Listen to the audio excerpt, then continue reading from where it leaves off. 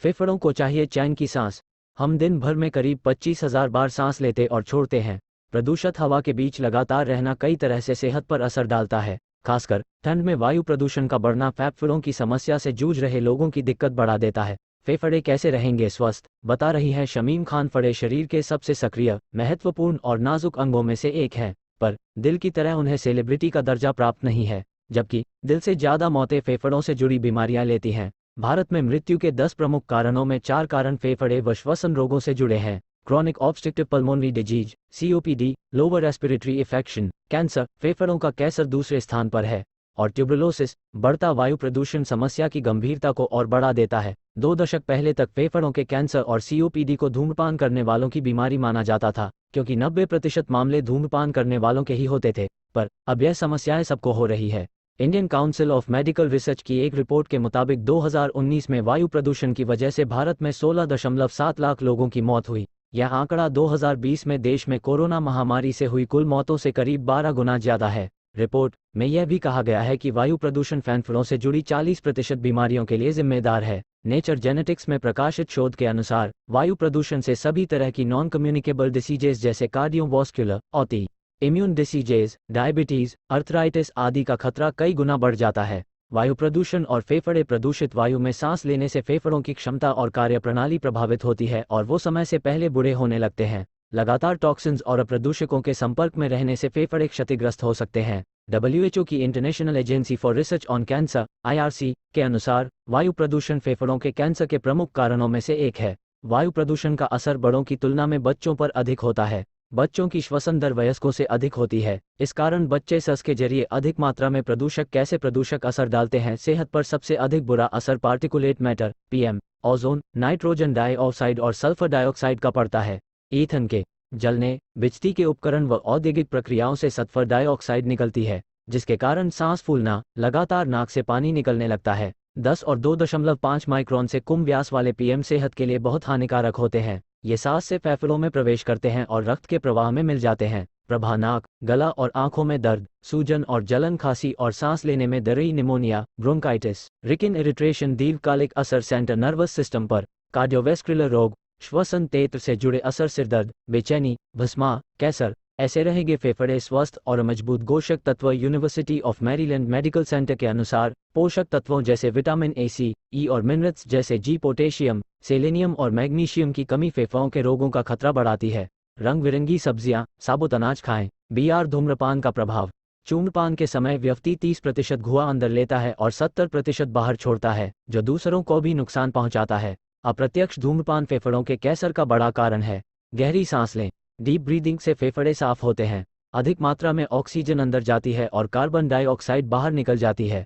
Deep breathing का सही तरीका है, नाक से सांस अंदर लो और मन ही मन 1, 2, 3, 4 तक गिनो। फिर मुंह से सांस छोड़ो और 1, 2, 3, 4, 5, 6, 7 तक गिनो। गहरी सांस छाती से नहीं पेट से लेनी चाहिए। इंडोर प्रदूषण से भी बचें। घर आर आफ्सा का भातर की हवा भी शुद्ध रखा। एयर रशनर समय ताजी हवा अंदर आने दें। घर के इधर धमान न के। अच्छा है पानी, पानी, पानी और दूसरे तरल पदार्थ अधिक ले। इससे फेफड़ों की म्यूकोसल लाइनिंग पतली रहती है, जिससे कमित होने से बचे। संक्रमण फेफड़ों को नुकसान पहुंचाता है। जब जरूरी हो हाथों को साबुन और पानी से धों। सर्दियों में गुनगुना पानी पिएं। बार बार चेहरे को छूने से बचें। ठहाके लगाएं। ठहाका लगाकर हंसते समय बासी हवा बाहर निकल जाती है और फेफड़े ताजी हवा से भर जाते हैं। स्वस्थ स्टेट हाई शोध के अनुसार ली मसूरों की बीमारी होती है, उनके फेफड़े ठीक से कार्य नहीं कर पाते हैं। व्यायाम के समय फेफड़ों की क्षमता बढ़ जाती है। अध्ययनों के अनुसार सामान्य स्थिति में स्वस्थ व्यक्ति 1 मिनट में 15 बार सांस लेता है, पर व्यायाम के दौरान यह बढ़कर 40-50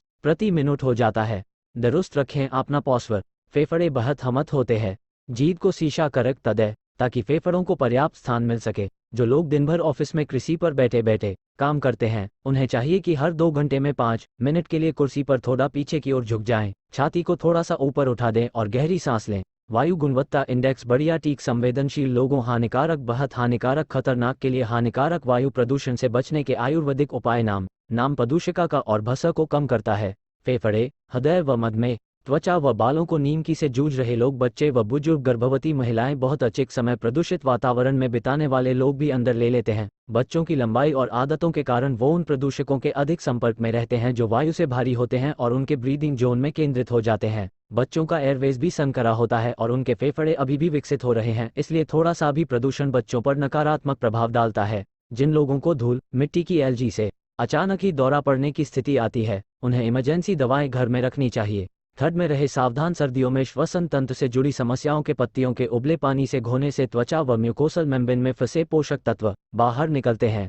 सप्ताह में 2 बार नीम की 3-4 देसी घी खाएं। ये लेड व पा सका कादा शरीर में जमा नहीं होने देता, श्वसन रोगों में राहत देता है। त्रिफला पाउडर वात पित्त हल्दी, ये एंटीऑक्सीडेंट है और कफ दोषों के असंतुलन पत्तियां इसे घी के साथ मिलाकर लेना कफ में आराम देता है और अस्थमा अटैक में सहायता करता है। देसी घी रोज 2-3 चम्मच को संतुलित करता है, इम्यूनिटी बढ़ाता है। रात में 1 चम्मच शहद के साथ ले। तसन क्रियाएं, प्राणायाम, कपालभाति व जलनेति करें। बढ़ने के 3 प्रमुख कारण हैं। पहला, जब तापमान में तेज गिरावट आती है तब श्वास नलिकाएं थोड़ी सिकुड़ जाती हैं जिससे सांस लेने में परेशानी होती है। दूसरा, ठंडी और सूखी हवा बीमार फेफड़ों को ही नहीं, स्वस्थ फेफड़ों को भी नुकसान पहुंचाती है। तीसरा, सर्दियों में स्मोक फॉग के कारण प्रदूषण का स्तर अधिक होता है। प्रदूषित वायु श्वास नलिकाओं और फेफड़ों के सादे संपर्क में आने से ऊतकों की कोशिकाओं के डीएनए को नुकसान पहुंचता है जिससे वो क्षतिग्रस्त हो जाते हैं। चेहरे व नाक को ढक कर रखें। जब तापमान बहुत कम हो तो खुले में व्यायाम न करें। मुंह के बजाय नाक से सांस लें ताकि फेफड़े ठंडी हवा के सीधे संपर्क में न आए। दमा या सांस के रोगी N95 मास्क पहनकर ही बाहर निकलें।